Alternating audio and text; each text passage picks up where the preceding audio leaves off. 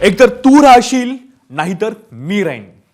गृहमंत्री राजीनामा द्या हे मी म्हणत नाहीये अशी टीका माजी मुख्यमंत्री उद्धव ठाकरे यांनी आजी मुख्यमंत्री देवेंद्र फडणवीस यांच्यावर बऱ्याचदा केली आहे. त्यामुळे आज जेव्हा ठाकरेंच्या सामना मुखपत्रात देवाभाऊ अभिनंदन असा मथळा झळकला तेव्हा अनेकांच्या भुवया उंचावल्या. ठाकरेंच्या शिवसेनेची भूमिका अशी 360 अंशात का बदलली? ठाकरेंची फडणवीसांसोबत भाजपसोबत जवळीक वाढतीये का? आजचा अग्रलेख एका दगडात 2 नाही तर 4 पक्षी मारण्याचा प्रयत्न होता का? पाहूयात त्या संदर्भातला हा स्पेशल रिपोर्ट.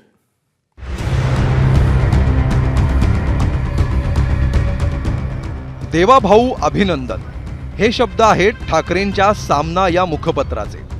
हे वापरलेत मुख्यमंत्री देवेंद्र फडणवीसांसाठी.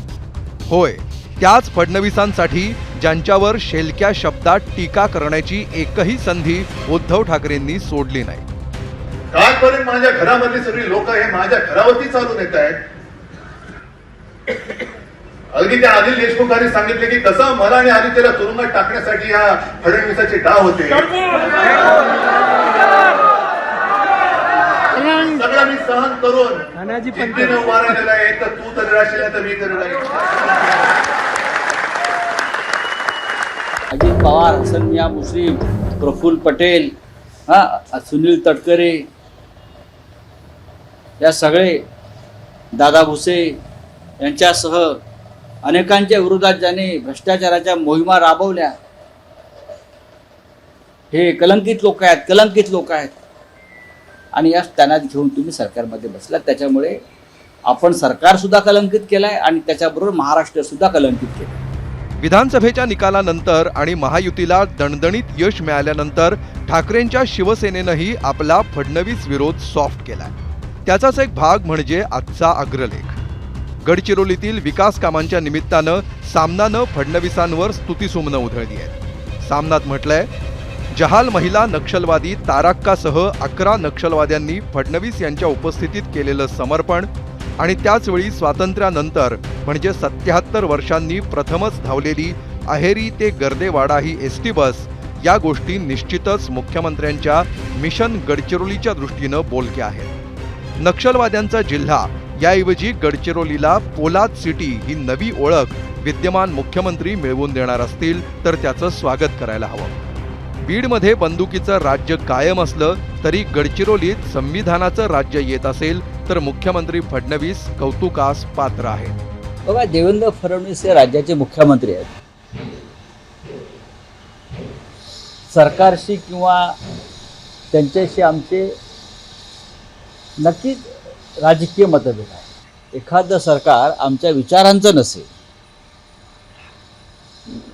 पण त्यांनी एखादं चांगलं पाऊल उचललं असेल आणि ते राज्याच्या हिताचं आहे, राज्याची सुरक्षा, कायदा सुव्यवस्था, राज्याची सामाजिक समीकरणं यांना दिशा देणारा असेल तर सर्व राजकीय वैर दूर ठेवून त्याचं कौतुक केलं पाहिजे. देवेंद्र फडणवीस यांच्यासमोर 10 खतरनाक नक्षलवाद्यांनी आत्मसमर्पण केलं. त्यांनी शस्त्र हाती ठेवलं आणि संविधान हाती घेतलं. याचं प्रत्येक मराठी माणसाला आणि भारतीयाला याचं कौतुक वाटलं पाहिजे. सामनाबाबत फार बरं मत नसलेल्या देवेंद्र फडणवीसांनी 2च शब्दात आपली प्रतिक्रिया दिली आहे. तुमचं अभिनंदन. सामनातून अभिनंदन झाले. आज गडचिरोली बाबत अभिनंदन केले सामनाने तुमचं. चांगला आहे, धन्यवाद. तुमचं अभिनंदन. सामनातून अभिनंदन झाले. आज गडचिरोली बाबत अभिनंदन केले सामनाने तुमचं. चांगला आहे, धन्यवाद. भाजपच्या आमदारांना मात्र सामनाच्या आणि उद्धव ठाकरेंच्या बदललेल्या भूमिकेचं कौतुक वाटतंय. आमच्याकरता आनंदाचा दिवस आहे. देवेंद्र फडणवीसजीच्या सरकारकरता, आमच्याकरता अनेक दिवसापासून आम्ही वाट बघत होतो की सामना कधीतरी चांगलं लिहेल. यापूर्वी त्यांना चांगलं लिहिता आलं असतं. सामनातनं देवेंद्र यांचं कौतुक होणे हे आमच्या सरकारला, जे आमचं सरकार विकसित महाराष्ट्राकडे आम्ही घेऊन जातो आहे, त्याकरता आनंदाची गोष्ट आहे.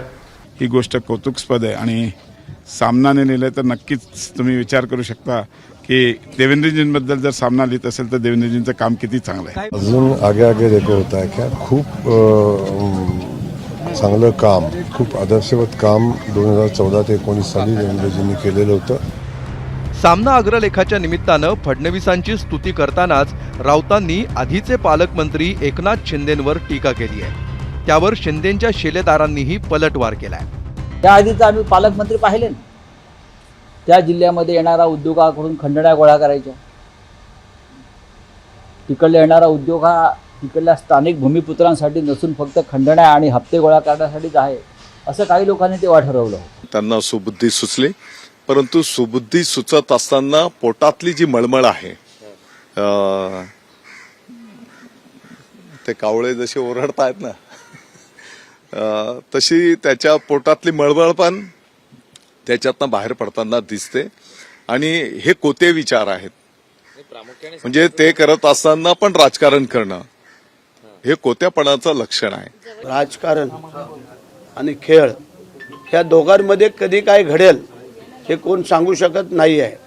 त्याच्यामुळे काही कारणास्तव जर चांगलं काम केलेलं आहे, जर त्यांना वाटलं पटलं म्हणून कदाचित त्यांची सुटीस्तुमनं केली असतील, त्यात गैर आणि चुकीचं ते काय.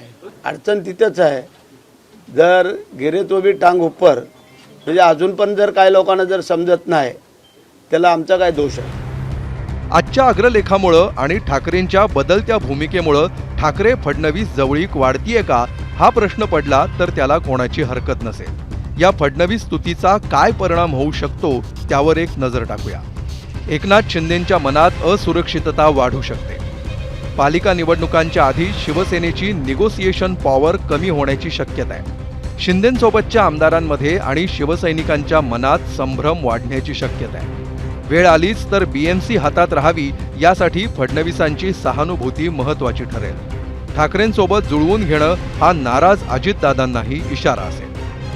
या जवळीक साधण्याचा प्रयत्न काय येतो आहे? शिवसेना हा पक्ष असा आहे, हा संस्कार, संस्कृती आणि शिष्टाचार या त्रिसूत्रीवर काम करणारा पक्ष आहे. आणखीन 5 वर्ष आम्हाला विरोधी पक्षात काम करावं लागेल. राज्याच्या विकासामध्ये सत्ताधाऱ्यांपेक्षा विरोधी पक्षाचं योगदान फार मोठं असावं लागतं, असं आमचं संविधान सांगतं. पटांवरच्या सोंगट्या ज्या वेगानं हलतायत, ज्या वेगानं चाली खेळल्या जात आहेत, ते बघता पुढं काय मांडून ठेवलंय याचा अंदाज येणं सोपं नसेल. वेदांत नेब, ABP माझा, मुंबई. ABP माझा, उघडा डोळे बघा नीट.